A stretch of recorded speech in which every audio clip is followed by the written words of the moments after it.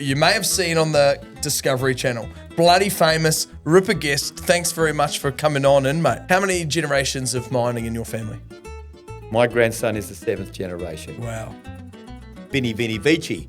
We came, we seen, and we conquered it. In the Goldfields? In the Goldfields, and he came out here and he had a big horse with a big saddlebag and a big gun, and he used to ride into the native reserves and all that caper, and when they done something wrong and pick up a dog or something like that and threaten to kill it, and the Aboriginal bloke come out, that's my favourite dog. He said, well, you find out who did this in town and you'll have your dog back. Really? That's wild. Shit. Have you had some close calls? I've had many close calls, I can tell you. Yeah, Too many to... Do you have a top 2? Well, when I was working underground with me dad, the kibble that you pull the dirt out fell off the rail, and he continued to pull it with the machine. We're dragging it up the backhoe, and once you had a bit of timber there, hit the backhoe, tyre hit that, and he knew when to stop. Well, this day, the kibble fell off, Dad continued to pull, the kibble went arse over, and I'd all my mining gear, and as I'm looking up the hole, everything's coming at me. Drill bits, drills, bits and pieces, and I'm ducking and weaving. Anyway, I managed to miss everything. Jesus, they're soft. I mean, proper sportsmen in them days had a full-time job. They'd be out there plumbing and all that sort of came a full day. Then they'd go to football training. Yeah. Not these softies. You can't do anything. Anyway, so... No induction? I'm Shane Calegari. You know who I am. Me. This is good value. I like it.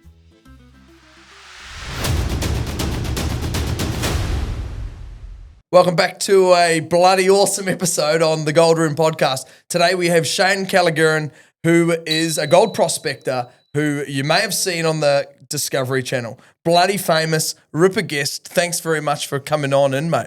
Okay, thanks for inviting me. And I can have a story that can relate right back to the early days. You do? Well, that's how we start, mate. We start every episode off with the life and the times. Yep. So whether it be your life, but I reckon dial it right back to when your grandparents came to this God's country. Well, I'll tell you what, my grandparents, and they're not only my grandparents, they're probably my great-great-grandparents, were mining people in a place called Gorno, Italy.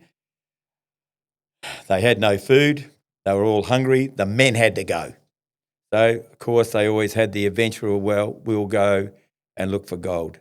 So they packed up to this country, suitcase, and a photo of Mum. Actually, we still got my grandfather's suitcase, but of course my great-grandfather and so forth haven't got. But they came out there and they went what they thought to be going to do prospecting. But the only work that was available was really in the large mines. They sailed over on a ship, got to Fremantle. They got to Fremantle. They got a bowl of soup each day, and is it while they're going through customs, the equivalent of customs? They didn't do anything like that. No? They just wanted workers. Now, where'd the bowl of soup come from? Just that's handouts what they from the fed get-go? the people when they arrived on there until you decided where you wanted to go. Now, this is more relating to my grandfather's time, but if you went right back further to my grandfather's father and his family that came out here, it was a lot different then. But, migrants came out here right back as high in looking for gold in the early 1800s. The Chinese were here. They were here everywhere. But on my part of it was probably more to do with my grandfather's side of it. And when my grandfather arrived here, he got dropped off at the wharf. I think he might have been 17. He had a choice. He could either go to Yanship and burn lime, which the Italians were very good at because you made cement out of lime, right? We didn't use a lot of cement here. We used what they call lime to hold our bricks together, but the Italians bought cement here. So that's what they call the Italians, Vini Vici. We came, we seen, and we conquered it, which means Vini Vici, I came, I seen, and I conquered. Yep. So we say conquered. And my grandfather did that. He made a choice and he wanted to go mining because his family are all miners in Gorno in Italy. They worked the zinc, lead and tin mines. And he went to, he was heading to Leonora, but he couldn't get to Leonora, and the only way he could get going was he got to Mount Magnet, and from Mount Magnet he caught a beer truck, an old beer truck, and he hitched the lift to Leonora, which was Gwalia he wanted to get to, which is the town where the Italians were stuck outside of the town, and that's where they are. Why were they stuck outside the town? Well, because there was a lot of prejudice going there. They didn't want the Italians or the Yugoslavs or anybody like that. They were worried about what was going on with their jobs. There were certain sorts of arrangements that went on, and they didn't want the Italians or the migrants or those sort of migrants there. The Yugoslavs were the same, and so they squatted on the outside of town, which is called Gwalia. And before when we were chatting, you said the Australians were known as skips. Yeah, well, that's right. Skippy the kangaroo. Yeah, well, that's where the Italians named them the skippies, the skips, and they weren't really invited. And the Italians weren't invited? The Italians weren't invited in the system at all, and neither were the Yugoslavs, and it was terrible. It was a lot of racial problems went on. They weren't invited in town. They weren't allowed anything. And actually in Gwalia, there's a family called the Mazzes, and they actually started their own store outside of town, which they catered for more of the Italian people, and the store's still there today. I did a documentary on it about 3 years ago. Wow, I'd love to see it. I'm going to go back. I'm going to go and watch that. That's amazing. And they what year was that? What year? This is before the Depression. This is about 1928, around that time, 1930, around that time. Yeah, they were all young men, but a lot of them didn't survive. And what jobs they give them down the mines? They were doing drilling with air, the beginning of the air drills. They had no water in them. So they were dusted. They died very young. Yeah. But not many of them got to work down the bottom because they didn't want the Italians or those migrants near the actual gold-bearing ore because they were concerned about the gold stealing. Yeah, and we were talking about gold stealing. Like it still goes on today. But what were they doing back then to stop it? And then what were the guys actually that were out there? You'd know some amazing stories. What actually happened was, they always painted the myth that was more to do with the Italians not taking their jobs. Really wasn't to do with that. It was they didn't want to interrupt the gold stealing. They didn't want to interrupt the gold stealing. So what happened was they'd have security guards on these big mines like the Sons of Gwalia mine, for argument's sake. So the blokes down the bottom would be working where the gold is. They'd be allowed to take the gold and put it in a flask, and that was the only thing that wasn't allowed to be checked by the security people. So when they come up, they had a flask. Like a thermos. A thermos of gold-bearing ore, right? Now, gold-bearing ore in them days was a pound for pound. If you had a pound of gold-bearing ore, you got a £1 note. Wow. So what happened was gold wasn't allowed in them days. You weren't allowed to own gold. So the only... What year? Right up to 1972, till they changed the currency rules. You weren't allowed to own gold? You weren't allowed to own gold, no. Oh, shit. Awesome. I didn't know that. The gold, especially your process, I suppose you could actually have it at your home, but you couldn't be selling or trading in gold. If you had it, you had to take it to the mint and sell it. Look at me, right up till 19 what? Well, I think it's about 72. I'm not exactly sure on that, but that's what happened because the gold standards were set, prices were set, and your currency was based on how much gold you had in the bank. So the more gold you had on your bank, the more money you could loan against the world banks or something along those lines. Yeah, right. That's why the gold was the only true currency in the world, and it still is the only true currency in the world. $7,000 an ounce, mate. Yeah, what do you reckon? That's wild. And it'll probably continue to go up. Yep. But anyway, getting back to the core part of it, so these guys used to steal this gold-bearing ore, right? You're not talking about buckets of it. You're talking only, and what they do is they give it to what they call a gold runner. Now, this bloke would pick all this gold up there, and he'd put it together, and he'd go out to a place where he had a little stamp, and he'd crush all this ore up. He'd produce some gold. He'd make some gold bars, and then what happened was he'd picked up those gold bars, and he'd go and find somebody that would buy them. So he's like the original processing facility. Yeah, well, they were one-stamp batteries. There was a lot of people that had one-stamp batteries. They came from England in the early days. If you go out to a place called Bailey's Brewery in West Swan, you'll see a one-stamp battery still there that was sent out here in the 1800s. Wow. But anyway, these blokes used to crush this gold up, produce the gold, sell the gold to a goldsmith, somebody like that, all illegal, and he'd use it in jewelry. It wasn't all illegal? Oh, absolutely illegal. Wow. It's gold stealing. And then... Because the Crown wanted it. The Crown wanted it for their currency. The more gold they had in the bank, the more money you could loan. So what about someone wanted, earrings, rings, or necklaces? He'd go to the jeweler and get them. That's a different ball game. We're talking about native gold here, really. Yeah.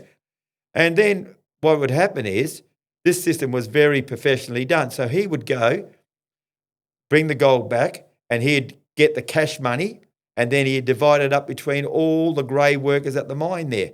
So what's a grey worker? A grey worker was somebody who was physically working down the mine, and that'd get divided up between everybody, not just the mining people. It'd get divided up between the winch driver, anybody that worked on that mine. Because everyone's bringing out a little bit of it. And they were adding it in, and it went into a pool, and it was divvied up between everybody. And these blokes would all be at the pub because Kalgoorlie, for argument's sake, had 36 or 37 active licensed water hotels, not counting other things. And they would drop it off at the publican, and the publican would say, "Here, Snow, here's your envelope, no questions asked," and that's it.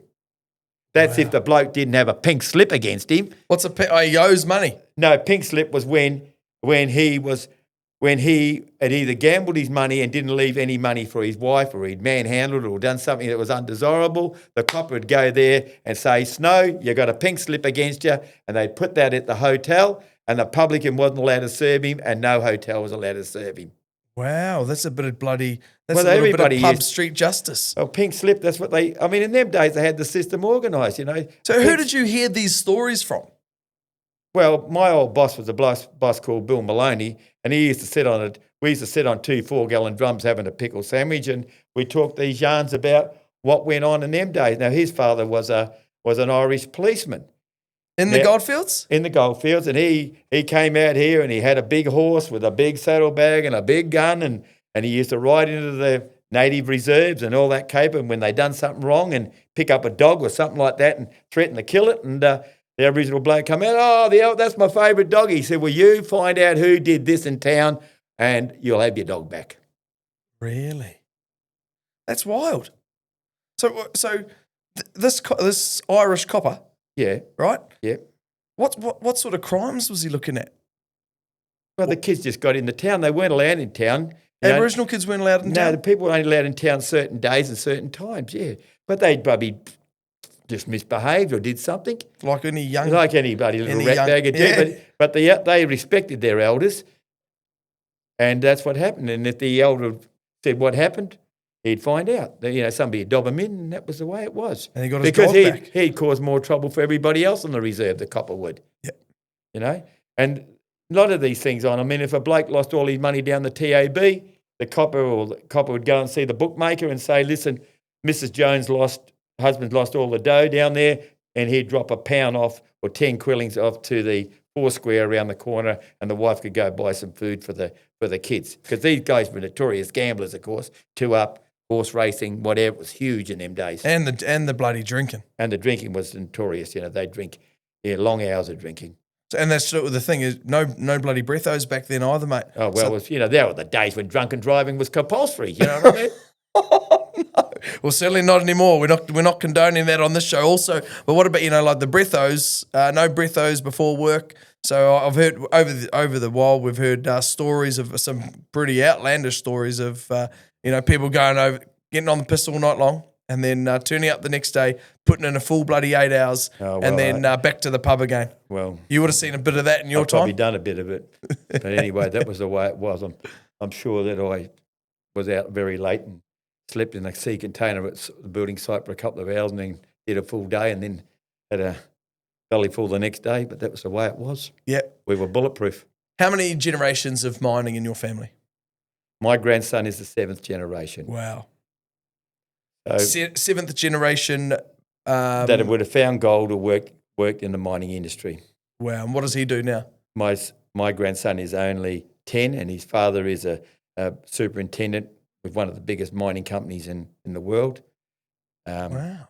And my son... Are we allowed to say what one it is? Well, he's with Rio Tinto. Okay, yep, that's definitely one of the biggest ones. And, he was, I think he was the GM of the Jewel of the Crown of the Rio Tinto mine.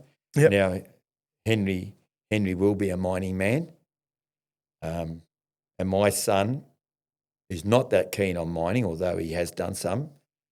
And then there was me, of course, and then my father, and then my grandfather, and then there's Pegleg Jack Cellarini, which is my grandfather's father-in-law, and my grandfather's father is buried in Gorno, Italy, but he come to Australia 3 times. Wow. That's a bloody, that's a hectic trip. Yeah, There and back, and he then had to do it 13 three children. times. He had 13 children. No TV back in them days, though. Yeah, well, that's right. But, I mean, all the men left and all the Marias never married, because they had nobody. They only see somebody at the church on a Sunday. So there was no chance to the men. But the men, as soon as they 17 or 18, they were gone. And there was no work and no income, so the men had to go. And, of course, the idea was that they'd always send a bit of money home to mum and all that sort of caper. I mean... They end up making a few bob and then Well, getting their wives over? When they a lot of them made money out of other things, doing timber work and being gardeners, market gardeners, that sort of caper. Yeah. And then and then they actually started working for other little mining companies, like little ones. Yep. And then one way they got a share and worked their way like that.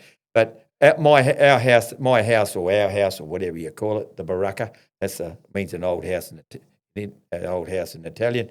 The baracca I got in Lord Street, East Perth, I mean, that were bought in 1939 when the war started breaking out. My grandmother said, well, it's time we got out of here, so we packed up and come to Perth. Yeah. So, hang on. You just said East Perth. The house is in where? East Perth, in Lord Street, East Perth. Yeah. The home of the Mighty Royals across the road, yes. Okay, beautiful. So tell me a little bit about your younger years, like your time at school and what, things that shaped you into, choosing a trade. You're obviously a plumber by trade. Well, I mean, at the end of the day, if there's 1,500 students at the school, I was probably sitting at 49, at the bottom end of the pecking order. I mean, I'm illiterate. I don't read and write. I only started to read and write when I was probably in my early 60s. Really? I could read. Just couldn't be bothered at school? Well, I didn't have to because, we just got drummed into us. You just go to work and you save your money, you buy property, and that's the way it is. And you don't worry about anything else. Well, imagine if you bought property back then. Look at the prices today. I mean, and you paid people to do things that you had to do. You just honed in on what you were strong at, and I was physically strong enough to go to work at 15. Well, you're physically strong enough to do that bloody now. Well, all my family, 70 years old and strong as can be. My father only just passed away the other day at 92, and he was as fit as a trout apologies. and in very good order and as sharp as a tack. But anyway, so my schooling days there, so I left at 14 and a half, and I worked at a honey factory till I was old enough to start my apprenticeship, which I'm very grateful for. Who'd you do your apprenticeship with? I did it with Lions of Pearce. I struggled. I really struggled. Yeah. With the reading and writing. Well, the reading and writing wasn't too much because we were there to work hard, and I could do that. But if it come to the actual understanding the hydraulics of plumbing, I was struggling with all that. It wasn't until later in life that I really got my teeth into that. Yeah. Would you put that down to just repetition? I took that down to that I actually met some people that were of an extremely high standard, very high achieving people, and I sort of piggybacked off them, and I really learnt then. But those early days, it was just about physical work. You're either digging holes or putting roof iron on or whatever. Nothing was, you were there to work, not to think, just physically do it. If you had to grind it out. A lot of boys couldn't grind it out in them days. They weren't brought up in the building industry. This is rat shit. We're glorified labourers, that sort of caper. But that was the way it was. What were you getting paid a week back then? I was getting $15 in them days. $15 a week? Yeah, a week. Bloody hell. Do you remember what a house was? Well, a house in Dianella was about lots of bloody Italians in Dianella. $15,000 to $17,000, and that's on the right hand side. I'm talking about heading towards Morley, and by the time I turned 22, those houses were about $22,000. But you've got to understand the interest rates in those days were fixed. We were about 15%. So we were paying an average of about 12%. I don't know what they're barking about now. I mean, it's as cheap as chips, but they just don't seem to be able to control their money. The money's got no guts. No, it doesn't. It's inflation. Inflation's killing it. Well, the banks are killing them too because they're a mob of thieving pricks. I mean, I could give you an example. $154,000 and $150,000 in the bank, and the lady's boasting about giving me $4,000 interest. And I said to myself, I've lost $10,000 on this deal. How do you work that out? I said, well, it's not hard to work it all out. You know, eggs were $6 and now they're $12. Work that out. Yeah. You know? And that's the trouble. The money's got no guts. Yeah. What can we do about it? What's that? What can we do about it? Well, there's not much we can do about it. You know, you could always say, oh, we'll get rid of the migrants and all this sort of caper. But they've been saying that. You're telling me they've been saying that for the last bloody 100 plus 150 years. They have. And, you know, if you go around this... This country's built on migrants. Of course it is. This country's built on immigration. And then, you know, the thing is that people are going to... And it will continue to. And then people are going to understand. I mean, you got somebody in a nursing home, who's wiping that person's ass? It's not a Western person, it's somebody else. You know, who's running the garages, who's doing this? If those people weren't doing it, you'd be back on a Saturday morning queuing up for your fuel. Yeah. You know, at least you get your windows wiped, though. Remember those days? It's a funny thing. I won't be getting mine wiped because I haven't got a windscreen. You turned up here with no windscreen on?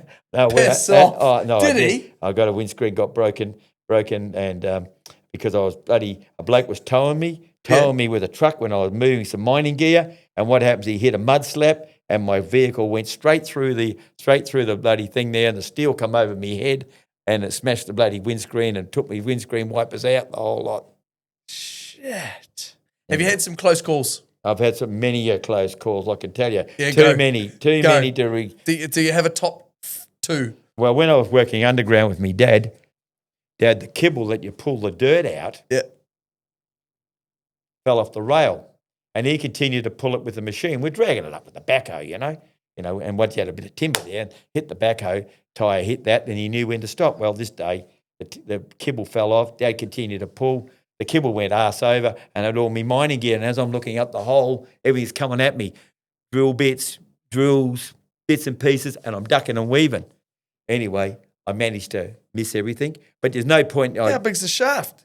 Well, the shaft was about 1,800 long, and then there was a little drives in there, and I was getting into the drive, but the trouble, the stuff's ricocheting from the edges, you see, so it's not hard to hit you. Anyway, I can remember me dad yelling out, "Are you right down there?" Because we had a bell, but that had been pulled off when the kibble came off. It wrecked the ladders, you see. I had trouble getting out after that. And he said, "Are you right?" I said, "I am right." He said, "Well, when you get up the top, we're packing it up. We're out of this hole." A dangerous hole. Yeah, it's not worth it. Okay, it's called the Carnation. I spent Dad. 2 years cleaning that hole out. I never got one piece of it. How'd you find it? That was down deep. It was somebody else's hole. They left it. And so what happens there with explain to me you're finding a mining lease. Is it something that you just no. Well, in those days, run me through the process. In those days, we'd go down the mines department and we'd find what they call a GML, which is a small prospecting license made of 8.5 acres or 24 acres, which is 8.5 hectares. And they're called a GML, General Mining Lease. Me and my father had quite a few of them over the years. You sold them on if you found once you've mined them a little bit? Well, go. They were generally working. They were mines that were being worked by other people, so we went down them. But you've got to remember, there are a lot of things happen in those mines. If you went down the ones at Paynes Find, for argument's sake, the Pansy. Now, people used to give me the shit about that, the Pansy mine. You know, it was for somebody a bit soft, you see. And I used to drive a Bedford truck, you see, so they used to give me even more shit about that. But anyway, that mine there was worked in 1905. Now, I would say that what happened was the blokes were working it, and when the First World War broke out, the guys went to war. So they walked away. People came back, had another go at it. Price of gold wasn't good. Remember, the gold price was fixed by the gold price standards, so the gold price wasn't that great. So they didn't do any mining on their leases. So they were left behind. So we went down and worked those old mines. And Dad and I used to clean them out in them days and take the dirt down to what they call a state battery, a mill, and we'd just get a bit of gold out of it like that. So when you're going down a shaft, something that someone's already been down and mined, are you looking for VG? Looking for what, sorry? Visible gold? Look, if you can find visible gold, that's 1 ounce to the tonne. Yep. So that means if you got 1 tonne of that dirt, today's money, you're talking about $7,500. That is visible gold is probably richer than 1 ounce a tonne. It's probably a lot richer. And those big mines that you're working at are probably working about 20%, like 0.2% of that. Yep. And they're working on 2 grams or 1 gram. Some of them, KCGM for a while, there was like 0.5. Yeah, well, that depends on what they're working. I mean, it's when you're But working. they're running obscene tons, though, aren't they? Yeah, they're putting through tons. But not only that, it's all about how deep you got to get out. It's how long it takes to get it to the surface. If you're picking it up at the top, and it's what laterites or lateritic and things like that, which is these nodules of ironstone, which is carrying the gold, and they're just picking it up from the top. That's easy. But if you've got to go down deeper and bring it around in the open cuts and make all the roads, you've got to divide that up in there. So that makes it very expensive. Yeah. Do you know much about in the Goldfields? There was the old mining town called Siberia. Yeah. You got any little stories about that? No, I don't know much about it. But I know where it is. Yeah. But there's been hundreds and hundreds of these towns going on, in them days. There were hundreds of these little mining centres, especially around the Q area, Mount Magnet, sandstone, those sorts of caper. Bright Star Minerals, Bright Star's in it sandstone? I know the name, but I don't know anybody in the company or anything like that. I've never really had anything to do with any mining people. Prefer to stick to your own? I stick to my own. I absolutely lost everything on the 87 crash. It just absolutely cleaned me out. You didn't have any gold in storage? I didn't have nothing. I virtually walked away on the bones of my ass after that, cleaned me out completely, and I was a pretty wealthy person up to that day. And in two weeks, I was virtually empty. Wow. Still kept your house? I kept the house, went home and told the wife that the kid's schooling wasn't looking too, the one kid we had at the time, schooling wasn't looking too good, and the annual holidays were gone and all that sort of caper, and I had to go back and find my old truck and pump the tyres up and start looking for plumbing work again. And there was a recession went on after that. The interest rates went to 23%, and geez, you wouldn't want to wish that on anybody. Dire straits. Oh, it was tough. You reckon the toughest time of your life? Sorry? Do you think it was the toughest time of your life? After that 87 crash? Well, it certainly grew me up a little bit and brought me back to the pack about what reality is about, being a bit careful. I mean, that was I was young enough to, I think I was 28 or something. I was certainly young enough to pick myself up from the canvas, but I can recall about 5 or 8 years ago, my father said to me one day, he said, "You're getting a bit old to pick yourself up from the canvas again. Be careful." Yeah. What about when you're out there? When you're out there now, what metal detector are you using? I'm using the 7000. I never really picked a metal detector up until I started on this gold show. Yep. Dad and I didn't think it was a way to go prospecting. We were hard rock miners. As I said, we're hard rock miners, not sunshine miners. Sunshine miners are the ones that walk around and they can see the daylight. Yeah, I got you. We were hard rock. Yeah. But I run a 7, and I've got a 4.5, and I've got a little 2300. I like my 2300. Do you think obviously new technology? What's your thoughts on it? You think it's great? You think how do you think you and your grandfather would have gone years ago with that technology? Well, put it this way: if we were using metal detectors today, or doing the same comparison in doing hard rock mining, you'd be a mile in front of hard rock mining. And I can give you 3 bits of data about that. Go. Around the Paynes Find area, there were 3 families that worked the hard rock. There was Alf Taylor and his 2 sons. There was Elaine Taylor, she was a daughter, and she had a boyfriend called McDowell and her brother Gary. And then down the road, there were 3 old Italian men that were my age now, and they worked the mine called the Harp. 70 years old, they're bloody underground. They were underground, but they were experienced miners from Kalgoorlie in them days, and they came to Perth and they had a big demolition business, so they had reasonably good gear, they had good trucks, and not only that, they went and bought a bit of gear from Kukapiti for sucking the ore out, so they didn't have to hand bog it. They sucked it out, right? They would... So they're crushing it underground? No, they and then took sucking it out? They were sucking it out with a vacuum cleaner. in Kukupedi, when you do the rocks, they've got what they call a big vacuum cleaner, and it sucks it out. Wow. And it sucks the water with it too, which is even better. But these guys in 6 weeks would produce 100 tons of dirt, and that would give them 107 ounces of dirt, of gold. In 6 weeks, 3 of them, divide that up. And they did it regularly. Elaine Taylor, I don't know, for 3 or 4 years at least, she got over 100 ounces per whatever time she did. Alf Taylor used to put through 2 crushings every year at least 200 ounces of dirt. He had 2 mines called the Ark and the Carnation. So today's money, that would be the modern.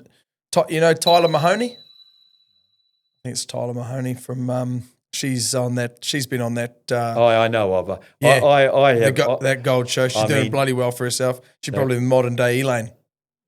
I tell you what, you want to be bloody tough to beat Elaine. They'd want to be bloody tough, real tough. And you met her? Yeah. Who, Elaine? Yeah. Yeah, of course I know her very well. We used to go up there and eat at her house, and we had great times up there. She'd go down and shoot a roux and make a roux schnitzel up for dinner. And we have a long era together, long time, probably over 30 years. What's some of your favourite times that you remember? Is there an era, like when you're a young fella out in the bush? Well, the 26, from the age of about 26 to whatever age of probably 41 that I did that time. I think it was just Dad and I sitting around our fire, and we were drinking a few beers. He wasn't drinking much in those days. Just drinking a few beers, listening to the trots and the horses. On the radio. Listening to the ABC and listening to George Gorilicic, what horse he backed and done his dough on.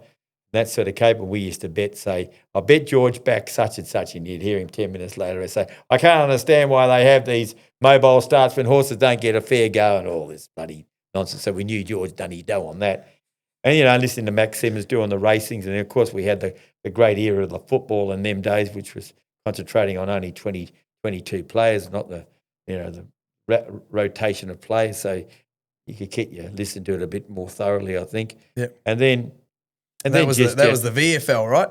Yeah, the VFL. And the beginning of the Eagles, 1982. Yep. 92. That was a terrific era.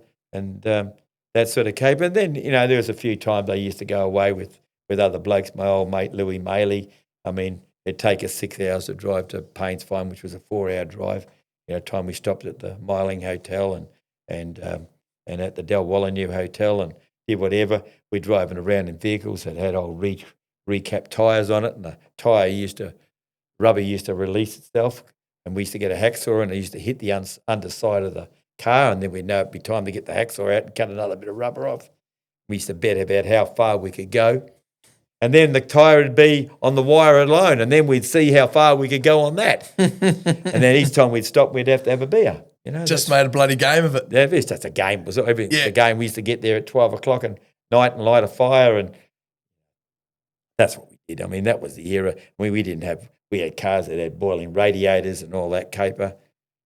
I just reminisced the other day with somebody else about Dad and I went to a place that were there 42 years ago. I went back and found it only 2 years ago. Exactly the same. Never been touched. Never been touched since the day we went. What do you think about some of these old sites that you were on? Do you think that there would be it would be worthwhile giving some of this information that you've got to some exploration companies and sitting down with them saying, hey, listen, I was here back in this day. Well, it's a funny thing you say that. I was away. I was at a place called Woburn. And where's that located? Woburns out on the way to Mount Magnet, around to Paynes Find, about 280 kilometres from Perth. And a lady pulled up and she said to me, your greatest fan's sitting in the car. Who was it? So I went and grabbed this little boy, 9-year-old, sat him on the bonnet of my car and I said, thumbs up, mate, all that. Got some photos with him? Well, he got the photos. Anyway, the story goes on if I can finish. Okay. Anyway, so what happened was I went back and found the family. I was driving home and I said, that's his weakest piss, Shane. So I grabbed this little boy. Anyway, I went back and as I'm driving away, I said, that's his weakest piss, Shane. Weakest piss. So He said that boy I said to myself, that was as weak as piss. You know, you should have done a bit more. So I went back a year later. I went and found them, found the family, found the mother, and she was a school teacher. And I went and found the father, and they were a lovely family, a proper family.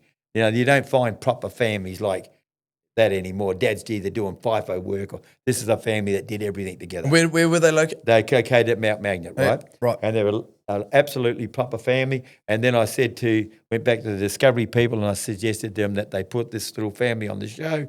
The boy comes there, sort of mentored a little bit along here, and we start doing the journey. And he had found gold. Anyway, The little young fella had found gold, and I'm up to my third series in him. And the last shoot we did, we were out there, and he's riding his 4-wheel motorbike, and he's driving it down the bottom of near a mine site, and I'm getting the backhoe. I'm digging the gold-bearing ore out of it, dropping it into a basket, and he's riding his motorbike around to his dad, and his dad's feeding it through a little crusher that he made up. Awesome. Anyway, I said to myself, in a few months' time, I'm going to go find Mark Creasy, go see whether he wants to finance this kid to go to university and go to the School of Mines. That's what my goal is now. How have you got on? I haven't done anything about it yet. So Can I help you? Or go to another mining company and get this kid, because I don't want the young bloke spending his life out there, just look out in the sun there. This kid's needs to have more expertise broken into. He needs to go to a proper geos, and this guy will be a great asset to this country for mining.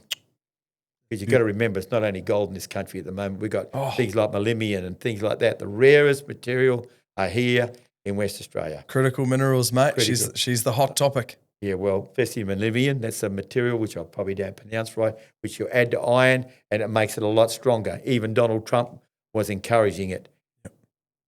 Yeah, for sure. So anyway, back to this young little fella. Yeah. How old is he now? He'll be 11 next birthday. He's off to off to high school next year.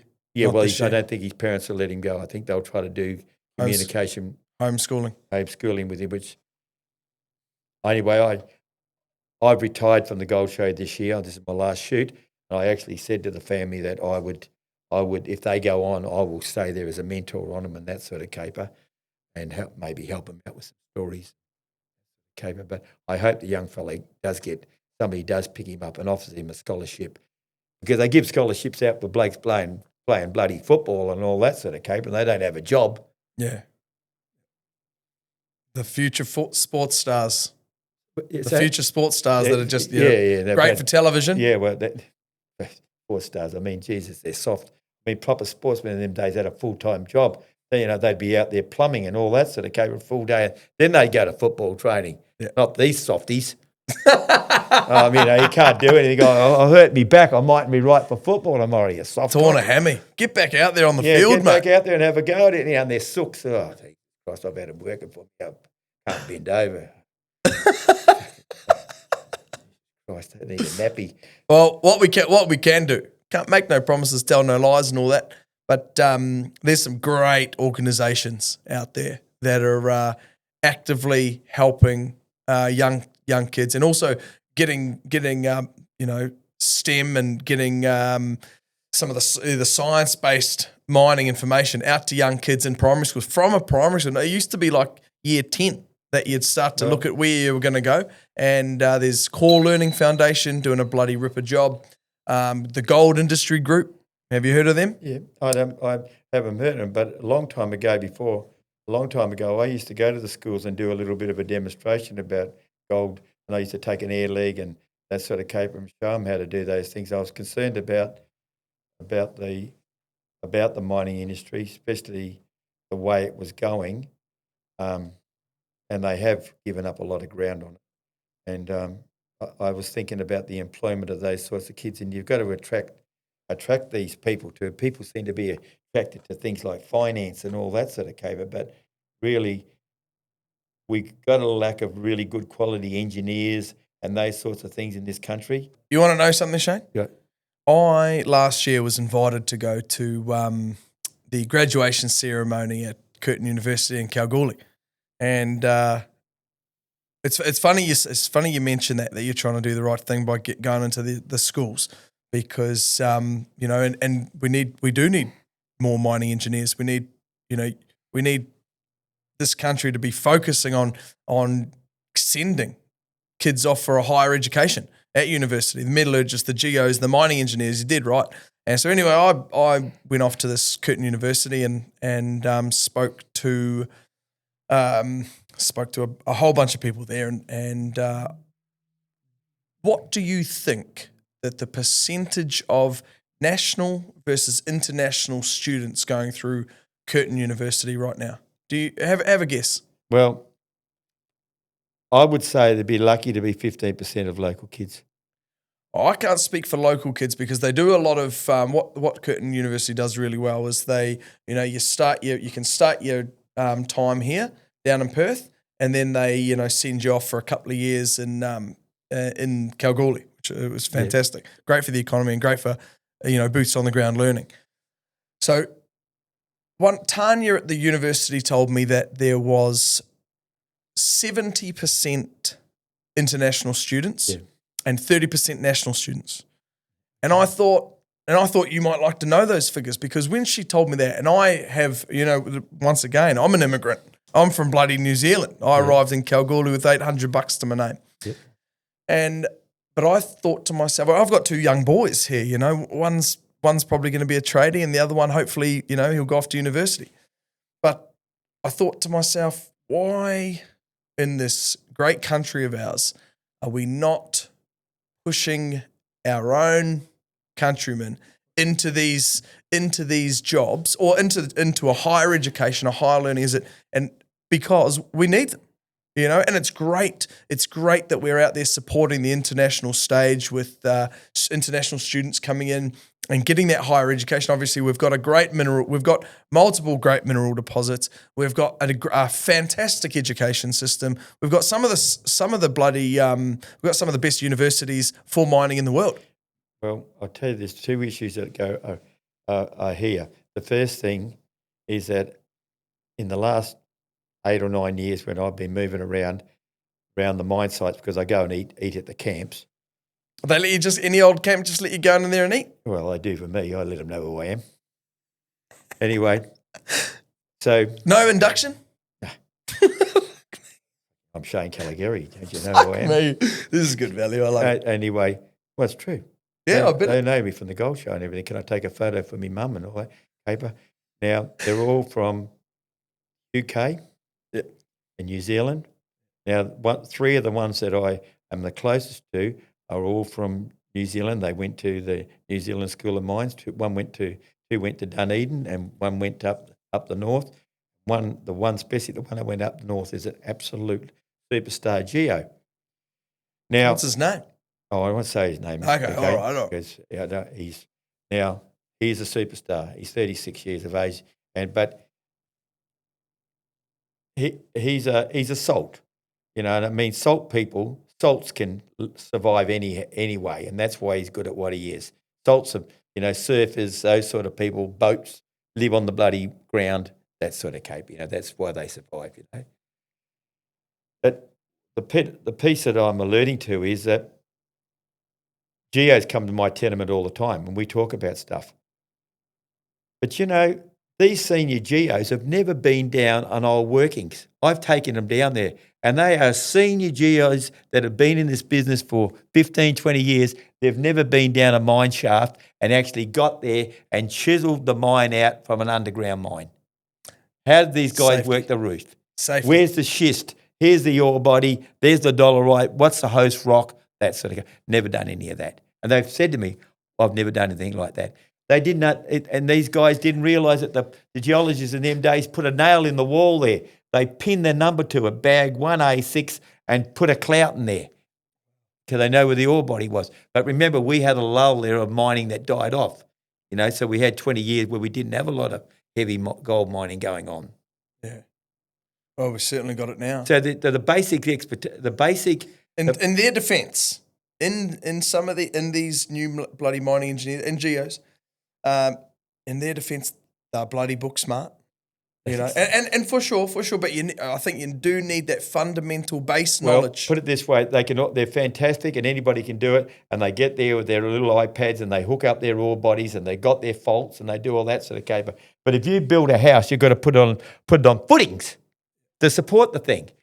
Underpinning information doesn't matter what you do in this world. You've got to get underpinning information. Now, I taught plumbing for 17 years of my life, right? And I had a plumbing business at the same time. And the fundamentals of plumbing or anything like that is the underpinning information. And that's what you've got to have. You can get them to do all this fancy stuff, but you've got to get the basics right. Yep. And that's the secret to it all, the basics. Oh, for sure. I think with anything in life. You know? Back to basics when you're not going well either. Yeah, that's right. Dial it back and start again. Start again. Pick yourself up from the canvas and move on. Shane, this is my last question for you, mate. I've had a bloody ripper. This has been a bloody learning curve for me. I'd be good. Oh, you did tell me you'd be good. Mate, if you had to give out some bloody bit of knowledge that you've either learnt, some information that you've heard that you think would be, I mean, look, that's probably open-ended, but what's the best bit of advice that you've been given or that, Well, the thing is that during this journey in my lifetime, I've worked in the prisons and all sorts of caper. As a screw? No, not a prison screw. I've been, at the time there where I was teaching plumbing, there was a bit of problems with a heap of kids there and they were having a lot of trouble with it. So they asked me to go there. It happened through Andrew Forrest in a way, but anyway, so I was asked to go down there and deal with these kids, you know. I'll tell you after. But it was pretty uncomfortable. It was a big problem. Anyway, I went out there and I got these kids into gear and not a problem. They loved me after we left. But the question is, the first thing, why I'm saying this is the first thing you want to do is assume that the person alongside you is equally intelligent, right? So if you're dealing with these kids treat them as what you would like to be treated yourself, equally. Yep. About life, there's no shortcuts in life. But life's pretty simple, but people make it complex. Go to work, do the right thing, honest day's work for an honest day's pay, save your money, budget, get married, buy your home and get married, save your money, have a family, and you move on very slowly. But if you want to take shortcuts and invest in gold shares and insurances and all these other things to try to make money, it doesn't work. Just save your money. Now, I know kids that I taught 25 years ago that are multi-millionaires, and from the same information that I gave them, they just did the right thing. They didn't go out and buy a new car. They didn't go buy anything. They belted around an old heap of shit and they went and bought an industrial block of land or something like that. They lived in it and away they went. And some of those boys are so wealthy today, it's a joke. Not like me. I've got nothing because I spent all my money on horse racing, but that's the way it is. And a few frothies. I said, well, you know what George Best said. What did he say? That was the last thing I'm going to say. When George Best was laying there dying, I said, George, what'd you do with all your money? He said, I spent it on birds and booze and the rest I wasted. Thank you very much. Look, Shane, thank you very much for coming and spending the time with me, mate. Much appreciated. I do want to get you back at some point because I know that we can delve down a few other rabbit holes. It'd be much appreciated. Well, you know, it's all about the financial remuneration in this world. You know what I mean? Mate, when I start getting... No shagging about with it. I mean, how deep you're going to go into your kick. I'll tell you what, mate, we've got some frothies out the back there. That's a fucking great payment. I gave away the lunatic syrup when I turned 40. And I'm not a fan of the lunatic syrup. It's caused too much trouble for people. Yeah, well, we've got the lunatic. Oh, you don't drink anymore? No, I don't drink at all. Really? I gave away the lunatic syrup. This sort of follows on from the story I'm telling you. Okay, hang on. Thanks very much for tuning into another episode on the Gold Room podcast. This one was a ripper. We got Shane. He's a bloody bundle of laughs and a vast knowledge of the mining industry. Thank you very much.